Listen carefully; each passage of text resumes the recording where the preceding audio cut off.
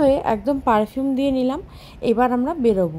আর দিয়ানকে এদিকে দেখো ওর মাম্মামকে টানাটানি করছে, যাবো একটু দিয়ানা আর মাকে নিয়ে আমাদের বাড়ি, মানে আমার বাপের বাড়ি। দিয়ান মামা বাড়ি যেতে ভীষণ ভালোবাসে, ওর জন্যই আমার আরও যাওয়া। তো দেখো যাওয়ার সময় আমাদের শক্তিগড় মাঠের পাশ দিয়েই টোটোটা যাচ্ছে, এই রাস্তাতেই আমরা সবসময় যাতায়াত করি। আর এই যে স্কুলটা, এটা শক্তিগড় বালিকা বিদ্যালয়, আমি এই স্কুলেই পড়াশোনা করেছি। তারপর দেখো আমরা চলে আসলাম বাড়িতে এসে দিয়ানের দাদাভাইয়ের সাথে ক্যারাম খেলছে। দিয়ান এই দাদাভাইয়ের জন্যই মামাবাড়ি যাওয়ার পাগল। আসলে একা একা থাকে তো, ওখানে একটা পায় বোন সাথী, ওর জন্য ও এত ভালোবাসে মামাবাড়ি যেতে।